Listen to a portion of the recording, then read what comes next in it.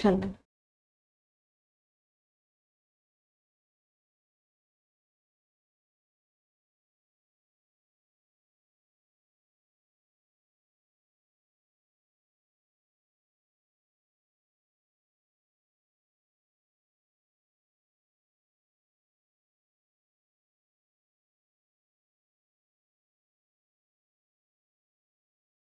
Good afternoon to all of you. आप सभी का बहुत बहुत स्वागत है। उम्मीद करती हूँ आप सभी बहुत अच्छे होंगे। सभी बच्चे जल्दी से लाइव आ जाएं और चलिए सेशन को शुरू करते हैं। तो सभी को नमस्ते, प्रणाम, सभी को बहुत सारा प्यार। कैसे हो आप सभी? आ जाओ सभी बच्चे। ठीक है, तो प्यारे बच्चों, आप सभी को पता है कि हम लोग सेल बायोलॉजी भी यहाँ पर पढ़ रहे हैं और आज का जो हमारा टॉपिक होगा इसमें हम लोग आगे का पढ़ेंगे, जिसमें हम सभी बात करेंगे सेल ऑर्गेनेल्स के बारे में। ठीक है, तो आज जो हमारी क्लास होगी वो है सेल ऑर्गेनेल्स के बारे में, जिसको हम सभी कहते हैं कोशिकांग। किस नाम से जानते हैं हम सभी यहाँ पर इसे? कोशिकांग के नाम से हम सभी इसे यहाँ पर जानते हैं। तो यही सही क्लास हम लोग करना अपनी शुरू करते हैं। ठीक है, आ जाइए जल्दी बच्चे। ओके, चलो। तो कोशिकांग की अगर हम बात करें तो सबसे पहले सेल यानी कोशिका क्या होती है। आप सभी को मैंने पहले भी यहाँ पे पढ़ाया हुआ है कि जो भी हमारी कोशिका होती है ये संरचनात्मक और कार्यात्मक इकाई होती है, यानी कि it is a unit of structural and function unit of the cell. ठीक है, तो यहाँ तक आप लोग को ध्यान रखना है। ओके, तो सेल क्या है? सेल आप सभी को पता है कि भाई एक इकाई होती है हमारे जीवन की, हमारे शरीर की।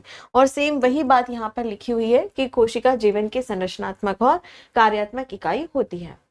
अब हम सभी यहाँ पर बात करेंगे कि जो भी हमारा सेल होता है, यानी जो भी हमारा कोशिका होता है, उसके अंदर क्या क्या पाया जाता है, क्या क्या इसके अंदर यहाँ पर पाया जाता है, क्या क्या चीजें यहाँ पर होती हैं।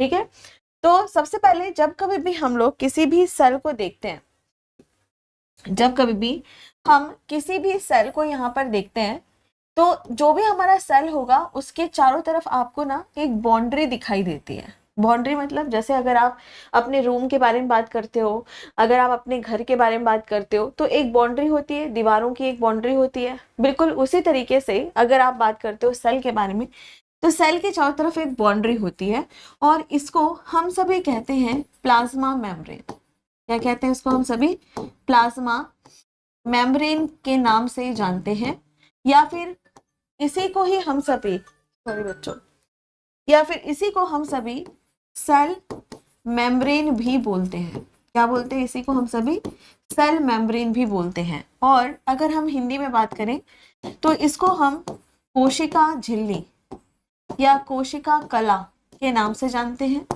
या फिर इसको हम सभी प्लाज्मा झिल्ली के नाम से भी यहाँ पर जानते हैं।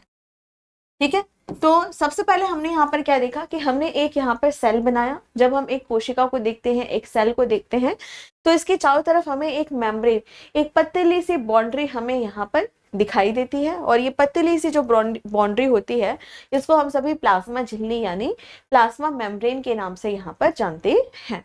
ठीक है, अब हम यहाँ पर बात करते हैं कि जो भी हमारा प्लाज्मा झिल्ली होता है ना, इसके अंदर जो कुछ भी भरा हुआ है, जो कुछ भी इसके अंदर भरा हुआ है, उसको हम सभी कहते हैं प्रोटोप्लाज्म। क्या कहते हैं उसको? हम सभी यहाँ पर प्रोटोप्लाज्म के नाम से जानते हैं और हिंदी में इसे हम जीव द्रव्य कहते हैं।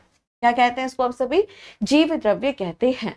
तो हमने यहाँ पर क्या देखा कि जो भी हमारा सेल है, सेल की जो बाउंड्री होती है उसे हम सभी प्लाज्मा झिल्ली यानी प्लाज्मा मेम्ब्रेन कहेंगे। और जो भी हमारी यहाँ पर कोशिका होगी उसके अंदर कोई भी पदार्थ भरा हुआ है, कुछ भी पदार्थ यहाँ पर भरा है, कुछ भी, तो उसको हम सभी क्या कहेंगे? प्रोटोप्लाज्म यहाँ पर कहते हैं। तो सबसे पहले यहाँ पे बात आती है कि भाई ये प्रोटोप्लाज्म है क्या? तो आंसर करना, कोशिका के अंदर पाए जाने वाली सामग्री, कोशिका के अंदर पाए जाने वाले जो भी कंटेंट आपको दिखाई देगा वो सभी के सभी क्या कहलाएगा? यहाँ पर प्रोटोप्लाज्म यहाँ पर कहलाएगा। ठीक है, अब इसके आगे हम नेक्स्ट पॉइंट की ओर बढ़ते हैं, आगे यहाँ पर चलते हैं कि भाई प्रोटोप्लाज्म है क्या। ठीक है, सबसे पहले तो हमने यहाँ पर कोशिका देखा, कोशिका कैसी भी हो सकती है और इसके अंदर जो भी पदार्थ यहाँ पर पाया जा रहा है उन सभी को हम सभी क्या कह रहे हैं, प्रोटोप्लाज्म यानी जीव द्रव्य।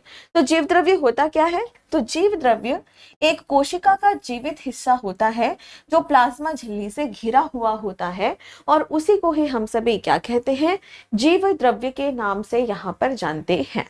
किसके नाम से जानेंगे, जीव द्रव्य के नाम से यहाँ पर हम इसे जानते हैं। ठीक है, तो सिंपल है, जो मैंने आपको बताया वही यहाँ पर है। चलिए अब इसके आगे हम नेक्स्ट पॉइंट की ओर बढ़ते हैं, आगे यहाँ पर चलते हैं कि हम सभी को पता है कि जब हम बात करते हैं यूनिट ऑफ लाइफ के बारे में, जब कभी भी हम बात करते हैं जीवन की इकाई के बारे में, तो हमारा जो आंसर होता है वह क्या आता है, सेल यानी कि कोशिका। क्या आता है, सेल यानी कि कोशिका। लेकिन अगर मैं आपसे थोड़ा सा यहाँ पर घुमा फिरा के क्वेश्चन पूछूं, क्या कहूं मैं यहाँ पर, ये बताओ फिजिकल बेसिस यानी फिजिकल बेसिस ऑफ लाइफ, अगर मैं आपसे ये कहूं कि जीवन का भौतिक आधार क्या है, जीवन का भौतिक आधार क्या है, अगर मैं ऐसा क्वेश्चन आपसे पूछूं तब क्या आंसर होगा, तब क्या यहाँ पर कोशिका होगा, नहीं कोशिका नहीं होगा। उस टाइम पे जो हमारा आंसर बनेगा वो बनेगा यहाँ पर प्रोटोप्लाज्म। क्या बनेगा बच्चों, प्रोटोप्लाज्म यानी जीव द्रव्य, यहाँ पे हमारा सही आंसर हो जाएगा। ठीक है, तो मैंने आपको यहाँ पर क्या बताया कि अगर हम जीव द्रव्य के बारे में बात करते हैं तो जीव द्रव्य के लिए यह यहाँ पर समझना जरूरी है कि जीवन का भौतिक आधार, अगर देखो जीवन का आधार लिखा होता, जीवन की इकाई लिखी होती तो आंसर क्या होता, कोशिका। लेकिन अगर यहाँ पर लिखा हुआ है जीवन का भौतिक आधार यानी कि physical basis of the life, तब आप क्या आंसर करोगे, यहाँ पर प्रोटोप्लाज्म यहाँ पर आंसर करोगे। ठीक है, डन, यहाँ तक समझ आ गया। चलो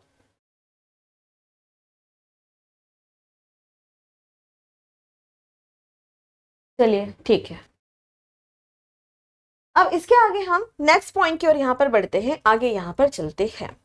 अब हम यहाँ पर बात करते हैं कि जो भी हमारा जीव द्रव्य है, जो भी यहाँ पे हमारा प्रोटोप्लाज्म है, इसकी खोज किसने की थी, कौन कौन से ऐसे साइंटिस्ट हैं जो यहाँ पर पढ़े जाएंगे। अच्छा एक काम करते हैं, मैं आपके लिए ना थोड़ी देर के लिए ना कमेंट को ऑफ कर रही हूँ बच्चों, क्योंकि मैं यहाँ पे देख रही हूँ कि जो पढ़ने वाले बच्चे हैं वो बहुत ही ज्यादा यहाँ पे डिस्टर्ब हो रहे हैं। ठीक है, तो मैं एक काम करती हूँ, यहाँ पर कमेंट को थोड़ी देर के लिए मैं ऑफ कर देती हूँ ताकि यहाँ पे आप सभी पढ़ाई पे ध्यान दो। ठीक है, ओके, उसके बाद थोड़ी देर में कमेंट ऑफ ऑन कर दूंगी वापस। ठीक, तो जीव द्रव्य की अगर हम यहाँ पर बात करते हैं तो सबसे पहले बात आती है कि यह बताओ कि जीव द्रव्य की खोज किसने की थी। तो आंसर करना, एक साइंटिस्ट है जिनका नाम है डुजार्डिन। ठीक है, तो डुजार्डिन नाम के एक साइंटिस्ट है, उन्होंने ही सबसे पहले प्रोटोप्लाज्म की यहाँ पर खोज की थी। ठीक है, ईयर के ऊपर प्रश्न नहीं पूछता, लेकिन बहुत सारे बच्चे क्लास में बार बार पूछते रहते हैं, तो उनके लिए लिख दिया है 1835।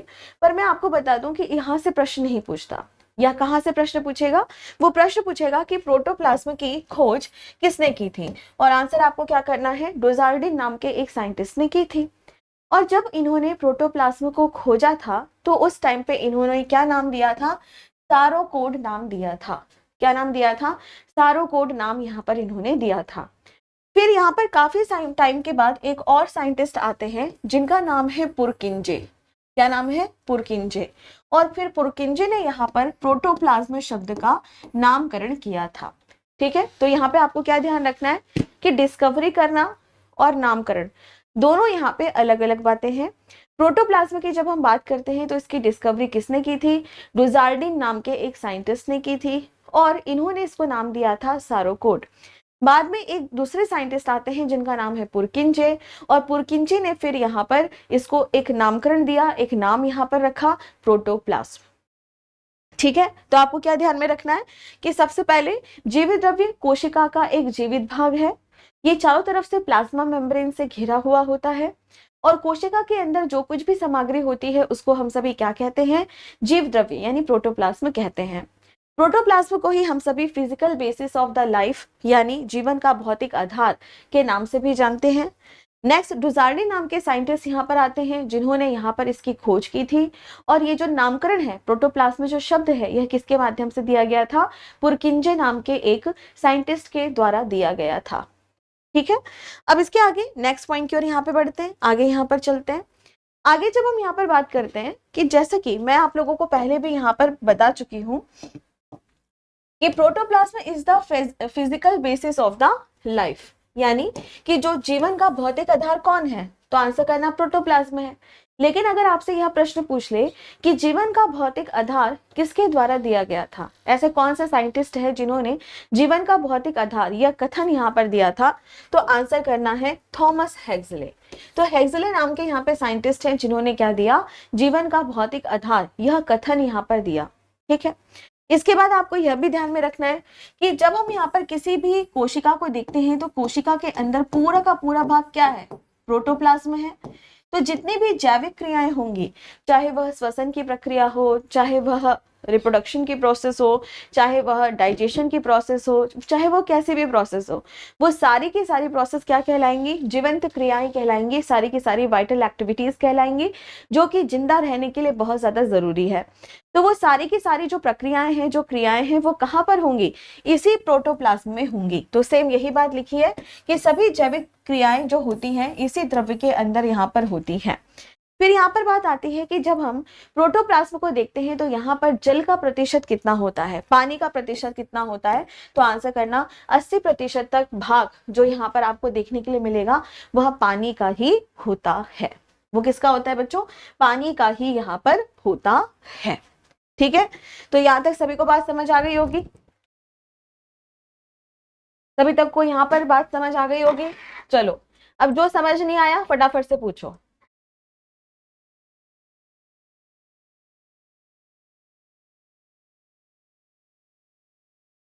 एक बार फिर से रिवाइज करा रही हूं, ध्यान से सुनना। ठीक है, सबसे पहले जब कभी भी हम कोशिका के बारे में बात करते हैं तो कोशिका जीवन की संरचनात्मक और कार्यात्मक इकाई है। कोशिका जो होती है वो चारों तरफ से प्लाज्मा मेम्ब्रेन से ढकी हुई होती है और प्लाज्मा के अंदर जो कुछ भी द्रव्य पदार्थ हमें दिखाई देता है उसे हम सभी प्रोटोप्लाज्म के नाम से यहाँ पर जानते हैं। नेक्स्ट, प्रोटोप्लाज्म की खोज ड्रुजार्नी नाम के एक साइंटिस्ट ने की और जब यहाँ पर इन्होंने इसकी खोज की तो उसको नाम दिया था सारोकोट। क्या दिया था यहाँ पर, सारोकोट। ठीक है, नेक्स्ट हम यहाँ पर बात करते हैं पुरकिंजे। पुरकिंजे यहाँ पर आते हैं और उन्होंने यहाँ पर एक नामकरण दिया इसको प्रोटोप्लाज्म। फिर आती है यहाँ पे बात हेक्सले के बारे में। हेक्सले जो है यहाँ पर उन्होंने ही यहाँ पर कहा कि जो प्रोटोप्लाज्म है उसे हम कहेंगे जीवन का भौतिक आधार। Protoplasm is the physical basis of the life. और फिर इसके बाद आता है कि जो सभी तरह की जैविक क्रियाएं हैं वो कहाँ पर हो रही हैं, इसी द्रव्य में हो रही हैं, यानी जो भी काम होगा वो इसी में ही यहाँ पर होगा। और फिर यहाँ पर बात आती है कि प्रोटोप्लाज्म में कितने प्रतिशत तक जल पाया जाता है, तो आंसर करना है 80% तक भाग यहाँ पर जल से बना हुआ होता है। ठीक है, तो यहाँ तक आपको समझ आ गया होगा। ओके, अब इसके बाद हम यहाँ पर नेक्स्ट पॉइंट की ओर बढ़ते हैं, आगे यहाँ पर चलते हैं। जब हम यहाँ पर आगे बढ़ेंगे तो हम समझेंगे कुछ और भी चीजों को। जैसे अगर हम यहाँ पर किसी भी सेल को देखते हैं, यहाँ पर जो भी भाग पाया जाता है वो है प्रोटोप्लाज्म यानी जीव द्रव्य। अब जो भी जीव द्रव्य होता है इसको हम दो तरीके से बांट करके यहाँ पर पढ़ते हैं। कितने तरीके से, यहाँ पर दो तरीके से यहाँ पर हम इसे बांट करके यहाँ पर पढ़ते हैं। पहला जो भाग यहाँ पर आता है वो कैसा होगा, लिक्विड वाला भाग। कैसा होगा बच्चों, लिक्विड वाला भाग यानी तरल वाला भाग यहाँ पर होगा। ठीक है, और जीव द्रव्य की अगर हम यहाँ पर बात करते हैं तो इसी में ही कुछ कौन सा भाग दिखाई देता है, सॉलिड यानी ठोस वाला भाग यहाँ पर दिखाई देता है। ठीक है, तो जीव द्रव्य में दो भाग दिखाई दिए, पहला क्या है तरल वाला भाग और जो दूसरा होता है उसे हम सभी कहते हैं ठोस वाला भाग। ठीक है, अब जो तरल वाला भाग होता है इसको हम सभी कहते हैं साइटोप्लाज्म। क्या कहते हैं इसको हम सभी, साइटोप्लाज्म, और हिंदी में कहा जाएगा कोशिका द्रव्य। क्या कहा जाएगा बच्चों, कोशिका द्रव्य इसे कहा जाएगा। ठीक है, इसी तरह से जो सॉलिड वाला भाग होता है इसको क्या कहा जाएगा, ऑर्गेनेल्स।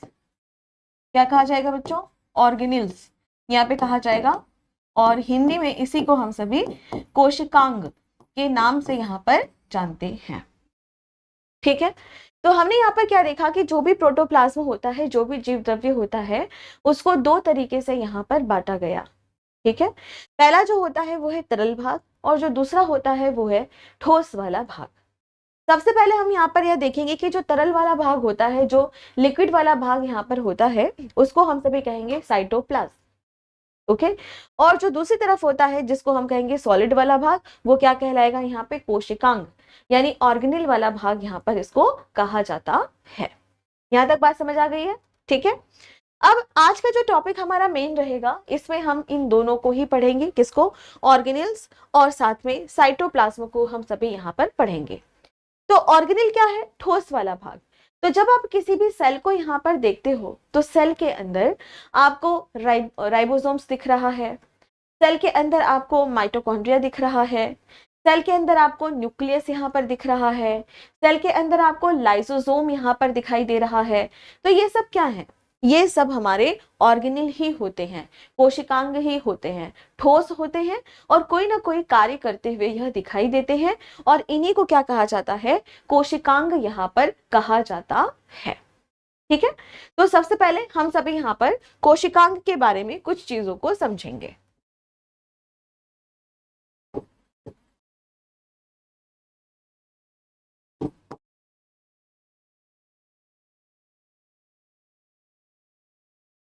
ठीक है, अब यहां पर आप लोग एक बात सुनो,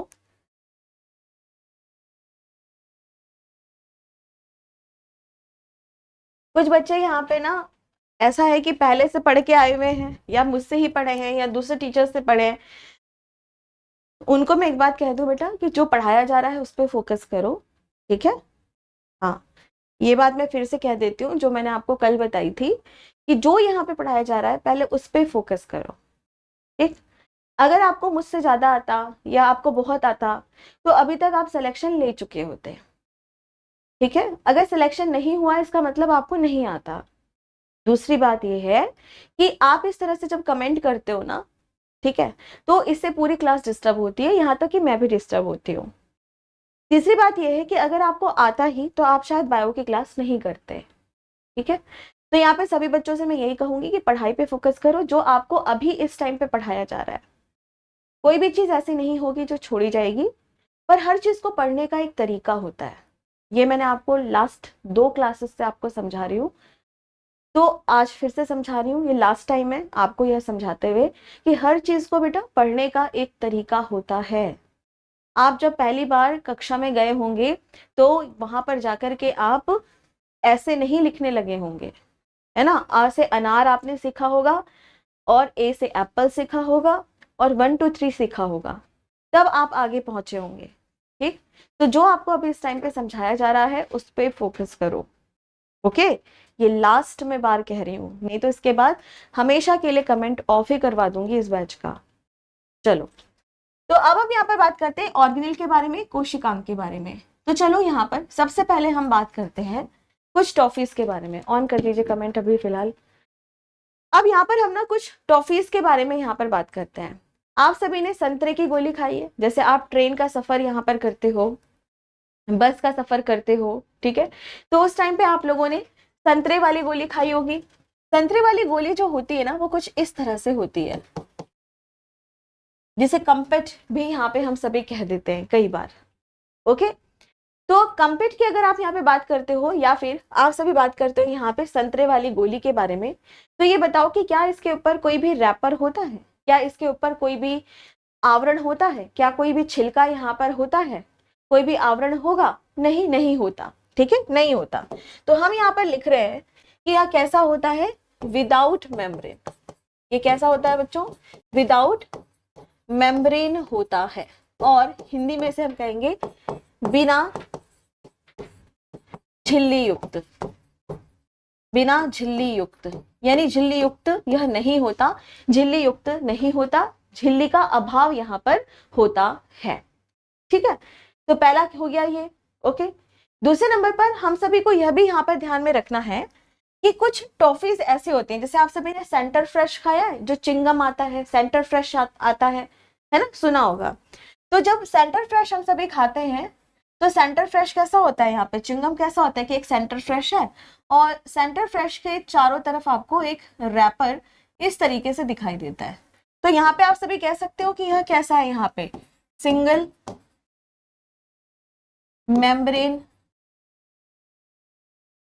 बाउंड, और हिंदी में से हम कह सकते हैं एकल झिल्ली युक्त, एकल झिल्ली युक्त, जिसके ऊपर सिर्फ एक झिल्ली होती है, जिसके ऊपर यहाँ पर ये सत्येंद्र गिरी ब्लॉक करवा दूं, ब्लॉक करवा दूं,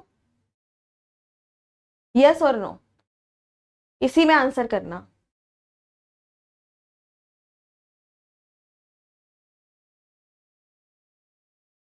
बताओ बताओ सत्येंद्र, तुम्हारे कमेंट का इंतजार कर रही हूं मैं, ब्लॉक करवाऊं?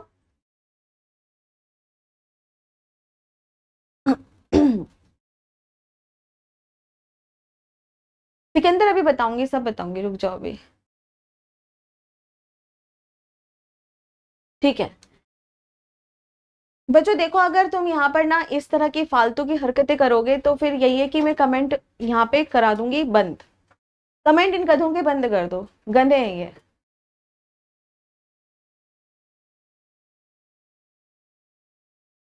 ठीक है, गधे बच्चे आए हैं इस बार, देख रही हूँ।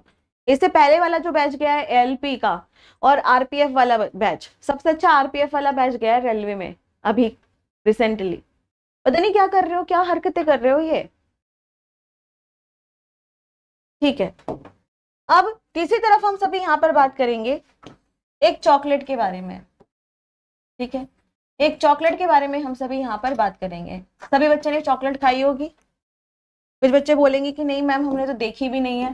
सिलेक्शन लो, उसके बाद मैं आप लोग को चॉकलेट खिला दूंगी। ठीक है, चलो तो चॉकलेट की हम सभी यहाँ पर बात करते हैं। चॉकलेट में ऊपर की तरफ आपको एक रैपर दिखाई देगा, ठीक है, और उसके ऊपर भी आप लोगों को एक रैपर और दिखाई देगा। ठीक है, तो यहाँ पे आप इसको क्या कहोगे कि यह कैसा है, तो आंसर करना है डबल मेम्ब्रेन बाउंड। इसको हम सभी क्या कहेंगे यहाँ पे, द्विकला युक्त। ये कैसा है, द्विकला युक्त है। ठीक है, यानी दोहरी झिल्ली हमें यहाँ पर देखने के लिए मिल रही है, दोहरी झिल्ली युक्त यह होता है। ठीक है, तो हमने यहाँ पर ना 3 टॉफीज देखी और इन तीनों टॉफी में हमें अंतर यहाँ पे समझ आया। एक था बिना झिल्ली युक्त, जिसमें कोई भी झिल्ली यहाँ पर नहीं थी। दूसरी कैसी थी, एकल झिल्ली युक्त, जिसमें सिर्फ और सिर्फ एक झिल्ली थी। और जो सबसे लास्ट में हमने देखा हुआ कैसी थी, डबल मेम्ब्रेन बाउंड, यानी दोहरी झिल्ली युक्त, हमें ये यहाँ पर दिखाई दिया। बिल्कुल ऐसे ही जब हम किसी भी सेल को यहाँ पर देखते हैं तो यहाँ पे राइबोसोम दिख रहा है, यहाँ पे न्यूक्लियस दिख रहा है, यहाँ पे माइटोकॉन्ड्रिया दिख रहा है, यहाँ पे लाइसोसोम दिख रहा है, यहाँ पे गोल्गी बॉडीज दिख रही है, यहाँ पे एंडोप्लाज्मिक रेटिकुलम दिख रहा है। तो ऐसे बहुत सारे सेल ऑर्गेनेल, बहुत सारे कोशिकांग हमें किसी भी कोशिका के अंदर दिखाई देते हैं। तो आपसे जो क्वेश्चन पूछा जाता है वह ये पूछा जाएगा कि यह बताओ राइबोसोम में कितनी झिल्ली है, माइटोकॉन्ड्रिया में कितनी झिल्लियां हैं, कितने झिल्ली युक्त वह होता है, कितने मेम्ब्रेन बाउंड वह होता है, न्यूक्लियस यानी केंद्रक की अगर आप बात कर रहे हो तो केंद्रक में कितनी झिल्ली होती है। इस तरह से भी क्वेश्चन आप लोगों के एग्जाम में पूछा जाता है। तो इसीलिए यहाँ पे इसको याद करने का सबसे बेहतर तरीका है कि इसको 3 भागों में बांट दो, बिना झिल्ली युक्त, एकल झिल्ली युक्त और दोहरी झिल्ली युक्त। इस तरह से 3 भागों में इसको यहाँ पर बांट दो। तो सबसे पहले हम सभी बात करेंगे बिना झिल्ली युक्त। इसमें आपको सिर्फ एक ही उदाहरण याद रखना है, जिसका नाम है राइबोसोम। जिसका क्या नाम है यहाँ पर, तो आंसर करना है राइबोसोम। राइबोसोम। तो राइबोसोम की अगर आप बात करते हो तो यह एक इस तरह का कोशिकांग होता है जो बिना झिल्ली युक्त होता है। इसमें कभी भी कोई भी झिल्ली नहीं पाई जाती, कभी भी कोई भी मेम्ब्रेन इसमें नहीं पाई जाती है। ठीक है, दूसरी तरफ हम आते हैं डबल मेम्ब्रेन बाउंड। यहां पर आपको सिर्फ और सिर्फ 3 उदाहरण याद रखना है। पहला जो उदाहरण होगा वो है न्यूक्लियस यानी कि केंद्रक। पहला जो उदाहरण है वो क्या हो जाएगा, केंद्रक। दूसरा जो उदाहरण आता है वो है माइटोकॉन्ड्रिया। दूसरा जो उदाहरण है वह क्या हो जाएगा, तो आंसर करना है माइटोकॉन्ड्रिया।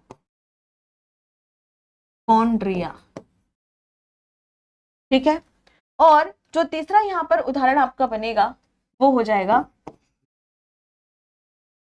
क्लोरोप्लास्ट, जिसे हम कहते हैं हरित लवक। ठीक है, तो हमने यहां पर क्या देखा कि सबसे पहले बिना झिल्ली युक्त कौन था, राइबोसोम। और अगर आपसे पूछा जाता है कि डबल मेम्ब्रेन बाउंड यानी दोहरी झिल्ली युक्त कोशिकांग कौन सा होता है, तो आपको 3 यहां पर आंसर करना है। पहला है केंद्रक, दूसरा है माइटोकॉन्ड्रिया और तीसरा है हरित लवक। ठीक है, इसके अलावा जो भी आएंगे, चाहे वो रसधानी हो, चाहे वो कोई भी कोशिकांग हो, कोई भी कोशिकांग, उन सबको कहां पे रख देना है, एकल झिल्ली युक्त में रख देना है, यानी सिंगल मेम्ब्रेन बाउंड में रख देना है। तो याद करने का सबसे तरीका अच्छा होता है कि आप सिर्फ 4 नाम याद करो, सिर्फ 4 नाम याद करो। कौन कौन से, राइबोसोम जो कि हमें पता है कि बिना झिल्ली युक्त होता है, बाकी के जो 3 हैं जैसे केंद्रक, माइटोकॉन्ड्रिया, हरित लवक, इनकी अगर आप बात करो तो यहाँ पे आपको याद रखना है कि यह कैसे होते हैं, दोहरी झिल्ली युक्त होते हैं, यानी डबल मेम्ब्रेन होते हैं। और इन चारों के अलावा जो भी आपसे एग्जाम में पूछा जाता है उन सभी को यहाँ पे रख देना है, कहाँ पर, एकल झिल्ली युक्त में रख देना है। ठीक है, तो हमें ना दुनिया भर के नाम याद करने की जरूरत नहीं, ये 4 नाम हमने याद कर लिए, इसी से हमारा पूरा का पूरा ये याद हो गया। ठीक है, अब एक और इंटरेस्टिंग बात मैं आप लोगों को यहाँ पे बताती हूँ, इसी से संबंधित है, इसीलिए ध्यान से यहाँ पर सुनो। प्यारे बच्चों, आप सभी ने डीएनए के बारे में सुना ही होगा, डीएनए। ठीक है, आप सभी को ये बात पता है कि जो डीएनए होता है वो मानव शरीर के अंदर एक जेनेटिक मटेरियल की तरह काम करता है, एक आनुवांशिकी पदार्थ की तरह यह हमारे शरीर में काम करता है। और इसकी फुल फॉर्म होती है डीऑक्सी राइबो न्यूक्लिक एसिड।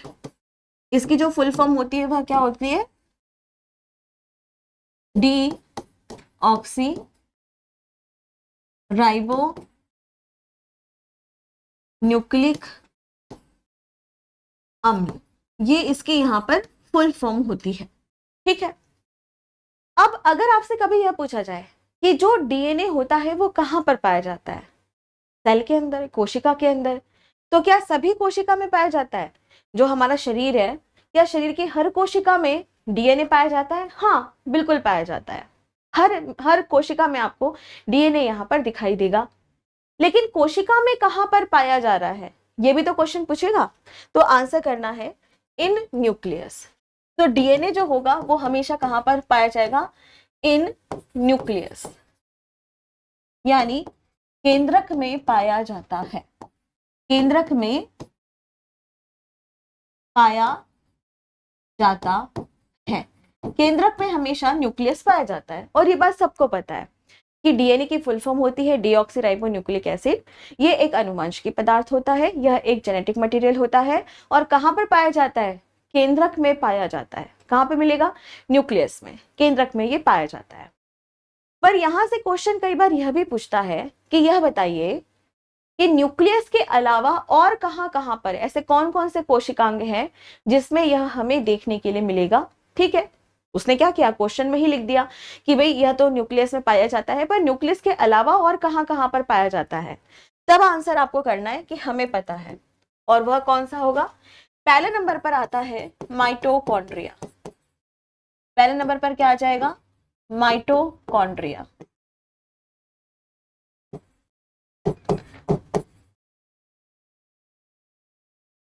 ठीक है, माइटोकॉन्ड्रिया। और दूसरे नंबर पर क्या आ जाएगा, क्लोरोप्लास्ट, जिसको हम सभी यहां पर कहेंगे हरित लवक, हरित लवक। ठीक है, तो केंद्रक के अलावा और कहां कहां पर आपको डीएनए देखने के लिए मिल रहा है, तो आंसर करना माइटोकॉन्ड्रिया और हरित लवक में हमें इनका खुद का डीएनए देखने के लिए मिलता है। ठीक है। तो होता क्या है कि कभी कभी जब आप कोशिका को देखते हो और उसके अंदर माइटोकॉन्ड्रिया की संख्या कम होने लग जाए, या फिर वह क्षत विकसित होने लग जाए, खत्म होने लग जाए, समाप्त होने लग जाए, या फिर क्लोरोप्लास्ट खत्म होने लग जाए, तो इनके अंदर यह कैपेसिटी होती है, इनके अंदर यह क्षमता होती है कि ये अपने आप को पुनः बना सकते हैं, पुनः निर्मित कर सकते हैं, यहाँ तक कि यह इसको बढ़ा भी सकते हैं, अपनी संख्या को बढ़ा भी सकते हैं। क्यों? किसकी मदद से? क्योंकि इनके पास खुद का डीएनए पाया जाता है। ठीक है। और इसी वजह से इन दोनों को कई बार हम और भी अलग अलग नामों से जानते हैं। तो कई बार हम इसे क्या कह देते हैं? कई बार हम इसे कह देते हैं इन दोनों को सेमी ऑटोनोमस सेल ऑर्गेनेल। कभी कभी हम इसे क्या कह देते हैं? अर्ध स्वायत्त कोशिकांग। अर्ध स्वायत्त कोशिकांग के नाम से भी हम सभी इसे जानते हैं। कभी कभी हम कह देते हैं अर्ध स्वायत्त कोशिकांग। मतलब क्या हो गया कि कभी कभी यह केंद्रक से परमिशन लेकर के, यानी न्यूक्लियस से परमिशन लेकर के अपनी संख्या को यहाँ पे बढ़ा सकते हैं, अपने डीएनए के माध्यम से यह अपनी संख्या को फिर से बना सकते हैं, अपने आप को फिर से यहाँ पे निर्मित कर सकते हैं। तो इसी वजह से माइटोकॉन्ड्रिया और क्लोरोप्लास्ट, इन दोनों को हम सभी क्या कहेंगे? सेमी ऑटोनोमस सेल ऑर्गेनेल या अर्ध स्वायत्त कोशिकांग के नाम से यहाँ पर हम इसे जानते हैं। ठीक है। एक और इसका यहाँ पर नाम है, चलो उसको भी लिखते हैं। कई बार हम इसे कहते हैं प्रोकैरियोट्स इन यूकैरियोट्स। कई बार हम इसे क्या कहते हैं? Prokaryotes in eukaryotes. मतलब इनकी जो तुलना होती है कई बार प्रोकैरियोट से भी हो जाती है। हिंदी में लिखते हैं इसे कि यूकैरियोटिक यूकैरियोटिक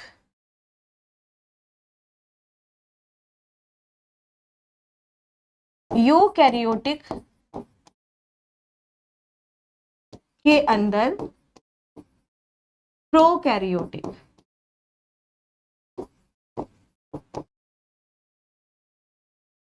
कोशिका, ऐसा भी इसको यहाँ पर कई बार हम सभी कह देते हैं।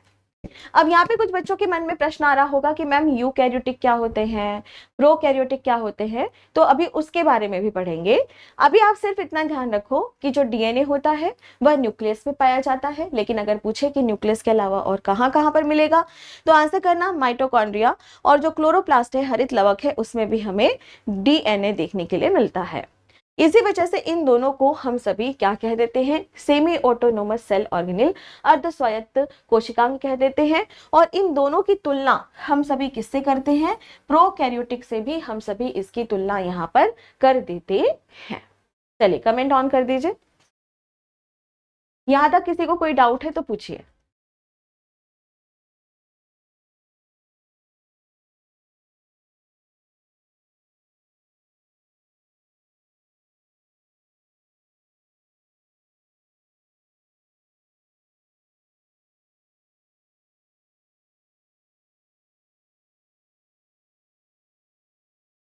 सब क्लियर है? हाँ, मैंने कहा था ना सब क्लियर होगा। आप थोड़ा सा धैर्य रखो, आप सिर्फ थोड़ा सा धैर्य रखोगे तो सब कुछ क्लियर हो जाएगा। ठीक है। ओके, यहाँ तक सबको समझ आ गया? चलो बहुत बढ़िया। अब इसके आगे हम नेक्स्ट पॉइंट की ओर यहाँ पर बढ़ते हैं, आगे यहाँ पर चलते हैं। ठीक है। चलिए अब फिर से बंद कर दीजिए। यहाँ पर बेटा सब पढ़ाया जाएगा, माइटोकॉन्ड्रिया क्या है, न्यूक्लियस क्या है, अभी डिटेल में हम सब कुछ पढ़ेंगे, हरित लवक क्या है, सब कुछ अच्छे से पढ़ेंगे। ठीक है। अभी रुक जाओ, थोड़ा रिलैक्स करो। और मेरे को ऐसा लग रहा है कि कल से ना क्लास में आकर के पहले मुझे यहाँ पे ध्यान साधना कराना पड़ेगा, ओम शांति ऐसा करके मुझे ना लग रहा है कि पहले यहाँ पे यही करवाना पड़ेगा। इतने व्याकुल से क्यों रहते हो भाई?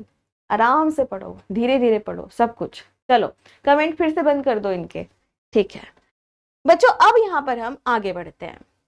अब हमने यहाँ पर ऑर्गेनेल के बारे में थोड़ी जानकारी तो हमने ले ली, कोशिकांग के बारे में हमने यहाँ पर थोड़ी थोड़ी मोटी मोटी जानकारी हमने यहाँ पर ले ली है कि भाई कोशिकांग क्या होता है ना। अब हम यहाँ पर किसके पास आएंगे? साइटोप्लाज्म यानी कोशिका द्रव्य के पास यहाँ पर पहुंचेंगे कि ये कोशिका द्रव्य क्या है। मैंने आपको बताया तरल वाला भाग। ठीक है, तो चलो अब बढ़ते हैं आगे और इस सेल को यहाँ पर थोड़ा सा ध्यान से आपको देखना है। ठीक है, इस सेल को थोड़ा सा यहाँ पे ध्यान से देखो। ये जो सेल है यहाँ पे बीच में न्यूक्लियस दिख रहा है, एंडोप्लाज्मिक रेटिकुलम है, माइटोकॉन्ड्रिया है, गोल्गी बॉडीज है, पता नहीं क्या क्या इसके अंदर भरा है। लेकिन हल्के नीले रंग का कुछ भाग दिख रहा है यहाँ पे, हल्का हल्का आसमानी सा, स्काई ब्लू सा, पेल ब्लू कुछ दिख रहा है, हल्का हल्का नीला रंग।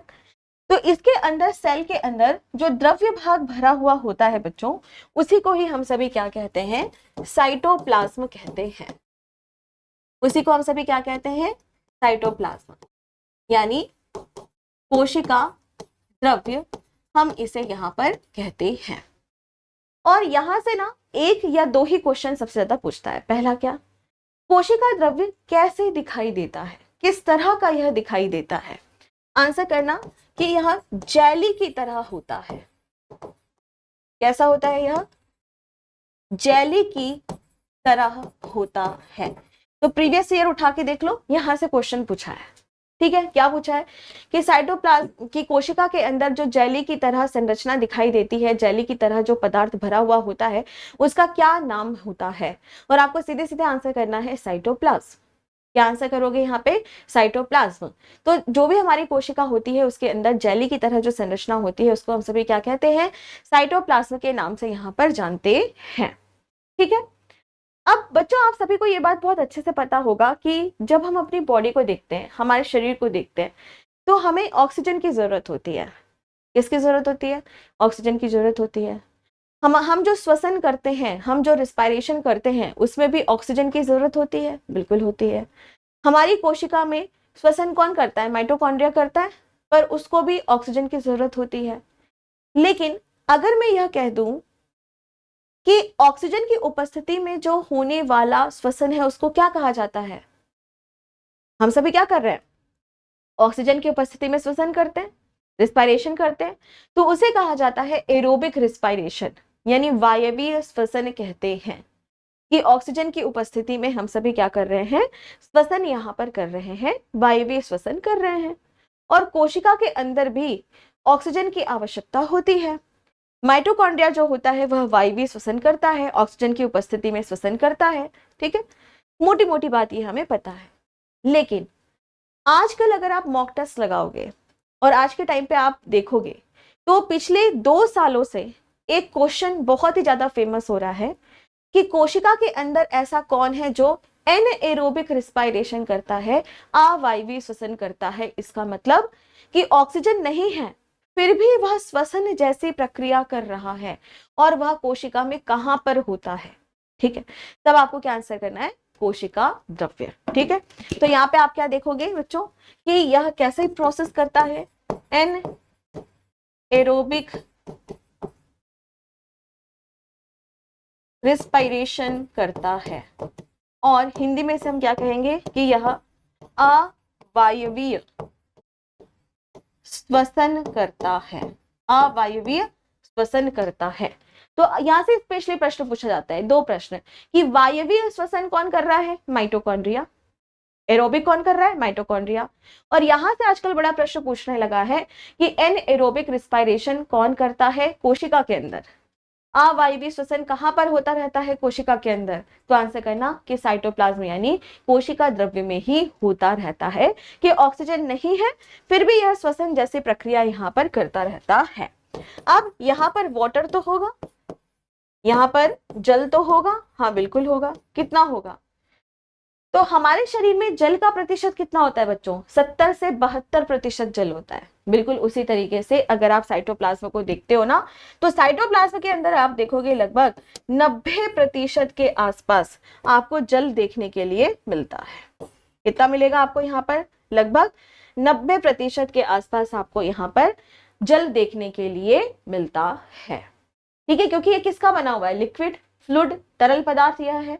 ठीक है, चलो अब इसके आगे नेक्स्ट पॉइंट की ओर बढ़ते हैं और थोड़ा सा हम इसको यहाँ पर पढ़ लेते हैं।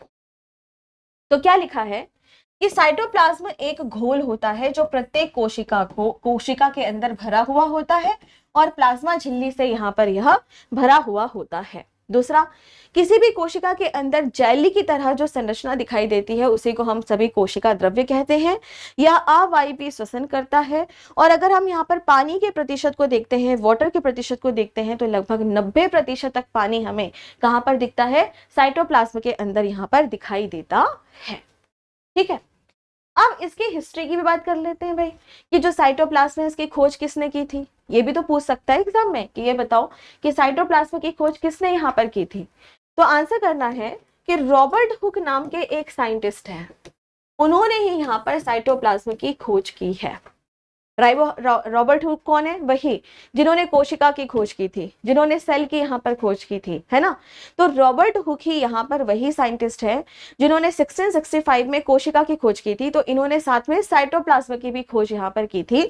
और नेक्स्ट जो बात आती है कि ये जो साइटोप्लाज्म शब्द है, ये जो नामकरण है, ये किसके द्वारा दिया गया था? रुडोल्फ वॉन कोलिकर के द्वारा। किसके द्वारा दिया गया था? कोलिकर के द्वारा दिया गया था। चलिए कमेंट ऑन कर दीजिए इनके।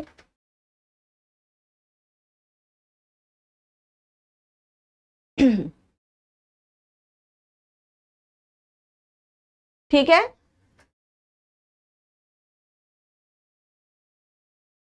एक बार फिर से बताऊं, एक बार फिर से बताती हूँ। ठीक है, एक बार फिर से बताती हूँ। देखो सिंपल सा है बच्चों, हमने यहाँ पर देखा कि जो भी हमारा जीव द्रव्य था, जो भी कोशिका के अंदर यहाँ पर भरा हुआ था, ठीक है, वहां पर हमने देखा कुछ तरल भाग था, कुछ ठोस वाला भाग था।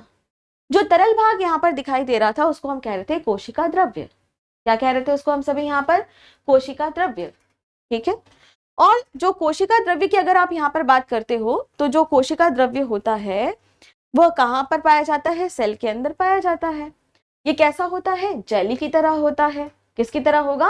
जेली की तरह यह होता है। और यह अवायवीय श्वसन यानी एनएरोबिक रिस्पायरेशन करता हुआ दिखाई देता है। यहाँ पे जल कितना भरा होगा? 90% यहाँ पर भरा हुआ होगा। फिर मैंने क्या बताया कि साइटोप्लाज्म की खोज किसने की थी? रॉबर्ट हुक ने की थी। और साइटोप्लाज्म जो यह नामकरण है यह किसके द्वारा दिया गया था? तो कॉलिकर नाम के एक साइंटिस्ट के द्वारा दिया गया था। ठीक है, ओके। मैम क्या डेड सेल में साइटोप्लाज्म पाया जाएगा? देखो बच्चे, जो साइटोप्लाज्म होता है वह जीवित प्राणी के अंदर पाया जाता है, जीवित कोशिका के अंदर पाया जाता है। लेकिन आपको यह भी यहाँ पर ध्यान में रखना है कि जो एक बच्चा कह रहा है कि रॉबर्ट हुक और रोबोट दोनों अलग अलग है। यहाँ पे मैंने रोबोट के बारे में कब पढ़ा दिया बच्चे?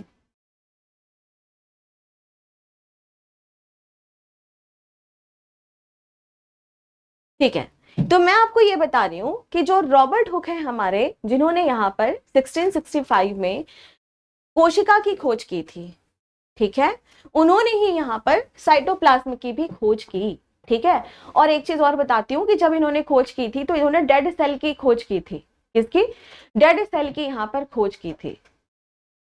ठीक, लेकिन ऐसा नहीं था कि वो यहीं पे रुक गए थे, उसके बाद भी उन्होंने यहाँ पर बहुत सारे अलग अलग तरह के कोशिकाओं की खोज की थी। ठीक है, अच्छा एक बच्चे ने क्या पूछा है कि मैम एनॉक्सी और अवायवीकृत एक ही है? अच्छा मुकुल देखो ध्यान से सुनो, सभी बच्चे ध्यान से सुनो। वैसे तो मैं रिस्पायरेटरी सिस्टम में यहाँ आपको यहाँ पे पढ़ाऊंगी, पर अभी मैं बता देती हूँ कि कंफ्यूज मत हो। देखो बच्चों, हमें सांस लेने के लिए हमेशा ऑक्सीजन की जरूरत होती है। ठीक है, ओके।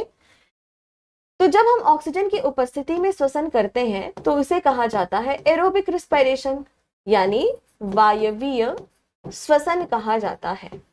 तो मनुष्यों की अगर आप यहाँ पर बात करते हो तो हम सभी को सांस लेने के लिए ऑक्सीजन की जरूरत होती है। हाँ बिल्कुल होती है, हमेशा होगी। हम सभी क्या करते हैं? एरोबिक रिस्पायरेशन करते हैं हमेशा। लेकिन अगर मान लो कि कुछ ऐसी जगह भी तो हो सकती है जहां पर बिना ऑक्सीजन के भी श्वसन चल रहा हो। हाँ हो सकता है। तो अगर ऑक्सीजन नहीं है फिर भी श्वसन हो जाता है, फिर भी रिस्पायरेशन अगर हो जाता है, तो उसे हम सभी कहते हैं एनएरोबिक रिस्पायरेशन। और हिंदी में इसे क्या कहा जाएगा? अवायवीय श्वसन कहा जाता है। ठीक है, तो देखो अगर आप यहाँ पर किसी भी कोशिका को देखते हो तो कोशिका को ऑक्सीजन की जरूरत होगी। हाँ बिल्कुल होगी। सबसे ज्यादा किसको होगी? माइटोकॉन्ड्रिया को होगी। यानी माइटोकॉन्ड्रिया क्या कर रहा है? एरोबिक रिस्पायरेशन, वायवीय श्वसन कर रहा है। लेकिन अगर हम स्पेशली साइटोप्लाज्म के बारे में बात करते हैं तो साइटोप्लाज्म में कई बार आप देखोगे कि ऑक्सीजन नहीं है फिर भी श्वसन हो जाता है।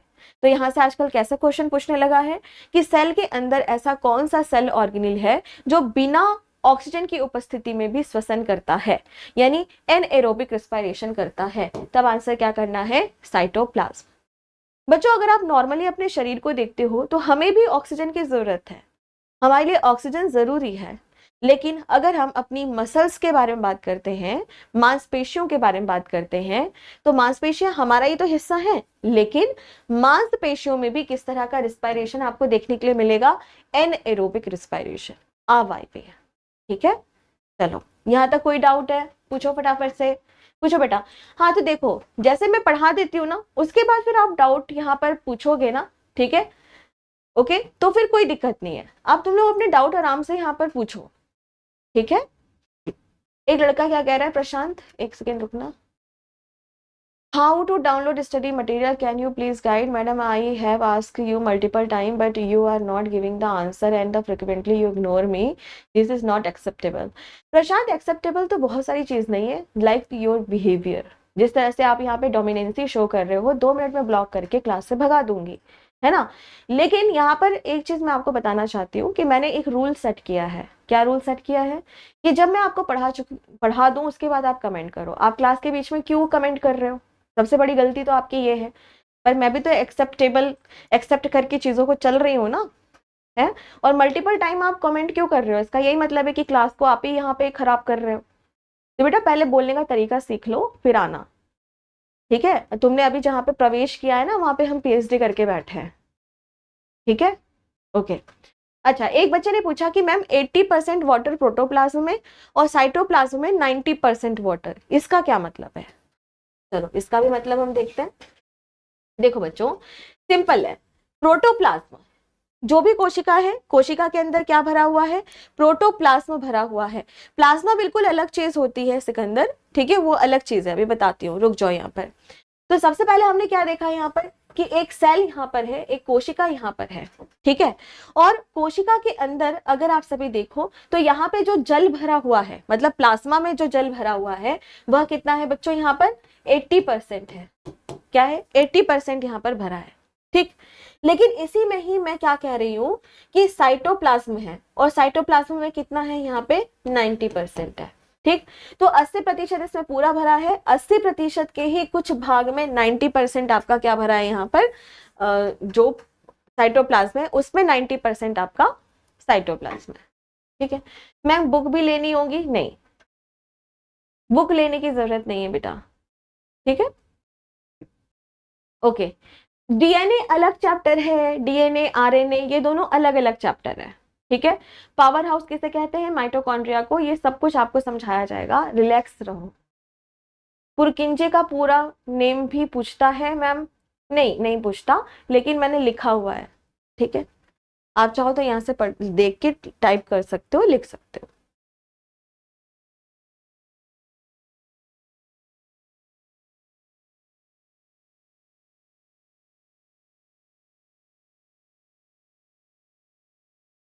अच्छा, एक बच्चे ने पूछा यहाँ पे, डाउट है मैम, क्या ह्यूमन सेल में साइटोप्लाज्म पाया जाता है या प्लांट सेल में? बच्चे देखो, एक बच्चे ने यहाँ पे पूछा है कि मैम जो साइटोप्लाज्म होता है वह सिर्फ प्लांट सेल में पाया जाएगा या एनिमल सेल में पाया जाएगा, ये इस बच्चे ने प्रश्न पूछा है। तो ध्यान से सुनो, हम सभी किसके बारे में बात कर रहे हैं? सेल। सेल जो होता है वो एनिमल यानी जंतु कोशिका में भी पाया जाएगा, सेल जो है वह प्लांट सेल यानी पादप कोशिका में भी पाया जाएगा, और सेल जो है वह माइक्रो ऑर्गेनिज्म यानी सूक्ष्म जीव उसमें भी पाया जाएगा। तो अगर आप यहाँ पर साइटोप्लाज्म के बारे में बात करते हो तो ये सभी तरह के सेल में पाया जाता है। तो आप कोई भी सेल उठा लीजिए, सभी में आपको साइटोप्लाज्म मिलेगा ही मिलेगा, ठीक है? अच्छा, एकता ने फिर एक प्रश्न पूछा है, क्या कि साइटोप्लाज्म और प्रोटोप्लाज्म में क्या अंतर है? ठीक है दीपक, एक मिनट रुको बेटा। प्रोटोप्लाज्म मतलब क्या हो गया? KGS। क्या मतलब हो गया यहाँ पे? KGS, ठीक है? प्रोटोप्लाज्म का क्या मतलब है? KGS, okay? और दूसरे नंबर पर मैंने यहाँ पर क्या कहा कि भाई इसमें आपकी रेलवे की क्लास चल रही है, तो ये रेलवे की जो क्लास है ये क्या हो गया आपका साइटोप्लाज्म। ठीक है, तो प्रोटोप्लाज्म क्या है, प्रोटोप्लाज्म का मतलब है एक पूरा भंडार और उसमें से एक भाग आपका क्या है साइटोप्लाज्म। ठीक है, चलो मुझे लगता है कि इतना इनफ है। ओके चलिए ठीक है। मैम